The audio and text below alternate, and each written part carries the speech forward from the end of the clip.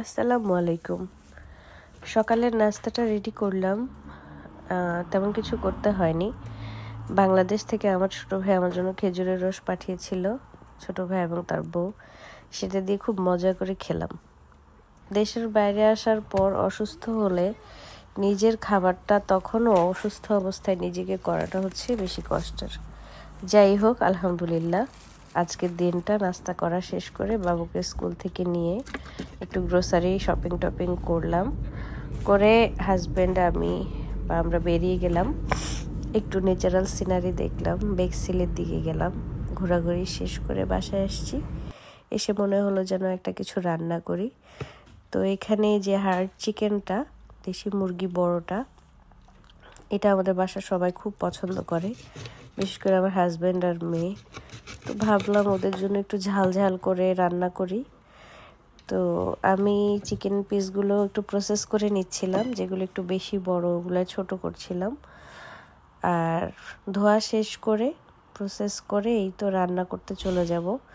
আজকে এত কাহিনী করে রান্না করতে ইচ্ছা করছে না। সব ধরনের মশলা, পেঁয়াজ থেকে শুরু করে আদা, রসুন, মরিচ, ধনিয়া, জিরা সব কিছু দিয়ে ভালো করে একদম মাখিয়ে একেবারে বসিয়ে দিব।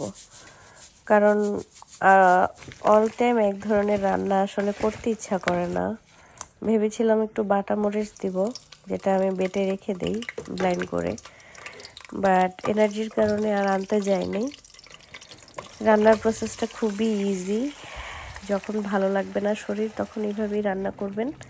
সব কিছু রেডি করে মেখে একদম বসিয়ে দিবেন। চিকেন থেকে পানি বেরোবে, ওই পানিতে কষানো হবে। আর চিকেনের টেস্টটাও ভালো হবে, খারাপ হয় না। কিন্তু চিকেন অনেকভাবেই রান্না করা যায়। তো অন্য একদিন ভালো কোনো সিস্টেমে করে দেখাবো। আজকের জন্য মাফ চাই। আজকে একদম গ্রামীণ বা দেশীয়ভাবে চিকেনের ঝোলটা রান্না করলাম। সবশেষে একটু গরম মশলা গুঁড়ো দিয়ে দিলাম। তারপরে এই তো অলমোস্ট রান্না হয়ে এসছে। আপনারা কালার দেখেই বুঝতে পারবেন যে চিকেনটা কেমন হয়েছে। অতটাও খারাপ হয়নি ইনশাল্লাহ। সবাই ভালো থাকবেন, আমাদের জন্য দোয়া করবেন। আমরা আপনাদের দয়ায় ভালো আছি। আর আজকের দিনে তোলা আমার কয়েকটা চেরি ব্লসম ফ্লাওয়ারের পিকচার দিলাম। আশা করি আপনাদের ভালো লাগবে। থ্যাংক ইউ সবাইকে। সবাই ভালো থাকবেন। আসসালামু আলাইকুম।